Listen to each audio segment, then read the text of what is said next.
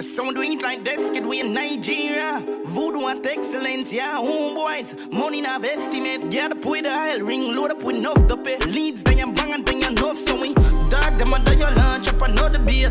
Mark X with the crown, you know, see the plate. Big food, jack dog, make us celebrate Costa Rica. Everybody, so yesterday morning, Jamaican Twitter was in an uproar. So people were talking about the car crash that took the famous cult pastor Kevin Smith's life, as well as 2 other police officers when he was being transported to Kingston.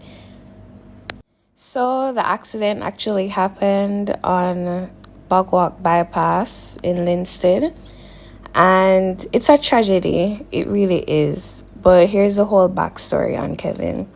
So on Sunday, October 17, members went to church thinking that this was just like a regular 3-day convention that they would have every year. Kevin told members of his flock that they should leave their phones at home and wrapped in foil paper before attending the church, and they should be in all white as the ark will be loading. But based on some articles that I went through, the members who were interviewed, they said that they had no idea that such an act of human sacrifice would take place that day. So a church member, she witnessed the killing before heading inside, and once she saw what was happening, she left and she ended up begging a call from a community member because, you know, of what the pastor was saying, that everyone should leave their phones at home and all of that stuff. So she didn't have her phone with her. So when the police force was informed about what was happening in the church, the first team of police arrived on the premises and they were shot at. So they waited on reinforcements to come.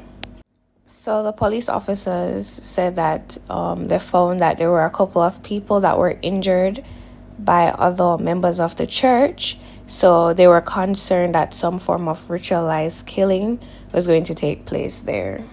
So 2 members of the congregation were killed in the alleged human sacrifice, while another member was killed during the confrontation with the police. So in total, there were 3 deaths and 3 members were injured that night. So 42 members of the congregation are currently in police custody and 14 children are in the care of the state. Alright, so Kevin Smith's church is called Pathway International Kingdom Restoration Ministries. So apparently this church might have been going on for almost a decade or more, because there is an interview with a 9-year member who described that on that day she was, or him, they were rejected from loading the ark, so they turned back. So here's the clip which shows this. Notice the person said that they look to Kevin as a spiritual father because many of the members of the congregation parents have died. So this man basically preyed on the grief of his congregation members. There's also videos circulating with him charging members late fees for entering the church, and he saw a member that hasn't been to church in a while, so he asked her why you haven't been here, and apparently she must have responded that she's like building her house or something, or building a fence, and this man really said, I hope your fence drop down, or your fence gonna drop down. Like, seriously? What kind of pastor this? And these people have been tricked into believing the words that are coming out of this man's mouth. He's a false prophet, which they fail to really realize that. But some members have actually opened their eyes to this, especially since the boarding of the first ark. So the whole idea of the ark was introduced, I guess, in 2020 before the first case of the coronavirus coming to Jamaica. So apparently the members didn't know about any cases of the coronavirus and realize that it would really impact the world and become this huge pandemic. Maybe they weren't staying alert on international news. I don't know. But news of the coronavirus came out from like 2019 in December or even before that. So yeah, maybe they weren't really keeping up with international news like that. So this man really preyed on his members by stating that he got news from God and that he's supposed to build an ark, and he's charging his members $100,000 like each to board the ark. So the first boarding of the ark took place on March 17, 2020. So apparently a member came out and said that for dinner they were served mackerel gravy and dumpling, and they slept on the concrete floor, which was very cold and uncomfortable. And they stayed in this ark for 4 weeks. I don't know if the member is exaggerating, but they said that 3 tins of mackerel were to be shared among 70 people.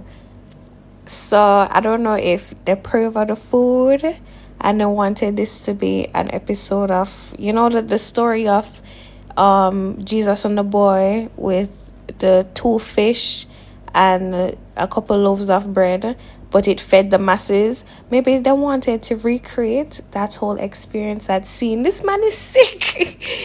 And an overseas member, who I guess was just tired of all of this foolishness happening, went to Facebook and said it's not right because Kevin is locked up in a big room, a nice comfy room with his AC, and eating big food every day, while the rest of them have to eat scraps and get served porridge in the morning sometimes and chicken broth for dinner. They were starving because you leave the comfort of your own house, pay $100,000 just to be served mackerel gravy and 2 dumplings a daytime. That's not right. So another former member went on Facebook and put the whole ark business on blast, so that kind of forced Kevin to say, yo, maybe it's time to just like close down this ark idea right now and revisit it another time. Especially since like members were starting to be alerted that nothing is going to get better. So better you can't just stay there. Stay in the ark, which is the building. He called the building an ark. So they should just leave because conditions aren't really getting better. But I guess he reintroduced the whole ark idea this year for his convention, and a lot of livestock and non-perishable items were found at the scene of the crime, as well as a few phones wrapped in foil paper. So crazy. And the sad part is, like, he urged his congregation to take out loans just to pay for this whole experience of sleeping on the ground and eating gravy and dumpling. And even after that, he told his congregation that they have to pay for the utility bill, the light, water, and internet because they were using it. And all of that came up to $200,000 in the end. So on top of the $100,000 that his members had to pay, they had to split that $200,000 bill and pay more money just to cover that whole fee. So I wonder how much Kevin really contributed to this $200,000 bill, because he was the one using AC. Well, I'm sure the other people were just using fans or something. It's a very uncomfortable experience. But in the end, that man is a true hustler. A true hustler. Because I don't know how he could really pull that off for so many years. So even after his death now, people on Twitter, they are not convinced that this man is truly dead. The conspiracy theories are coming out the woodwork now.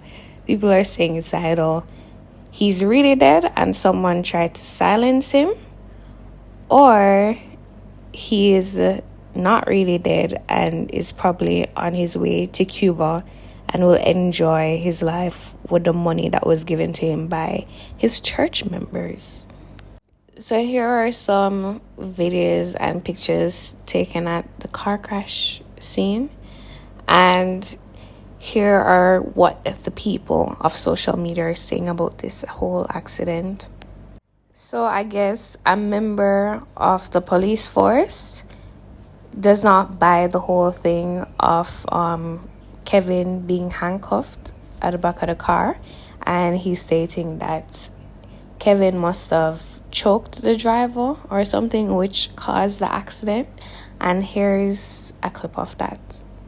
Even though people are saying that Kevin is not dead because they don't really see him bleeding or anything, internal bleeding does exist, and a nurse at Linstead Hospital said that he did have internal bleeding and had a broken leg from the whole accident. So Kevin's lawyer came out and said that she was not informed that he was being transported to Kingston, and that's not right, and that his family will be doing, and that his family will hire an independent pathologist to take a look at the body for the cause of death.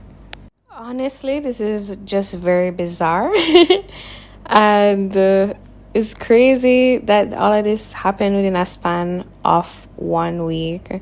And people are saying that his whole 999 thing that he promotes so hard on Facebook and amongst his congregation, his death happened 9 days after the whole Sunday murder, and it happened after 9 a.m., like a couple minutes after 9 a.m.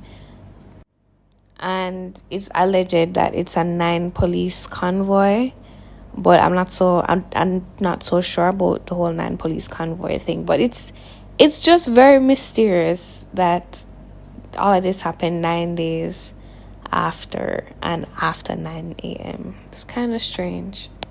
But let me know your thoughts, guys, on this whole thing. And yeah, this is another episode of Jamaica is Not a Real Place. Don't forget to like, share, and subscribe. Bye.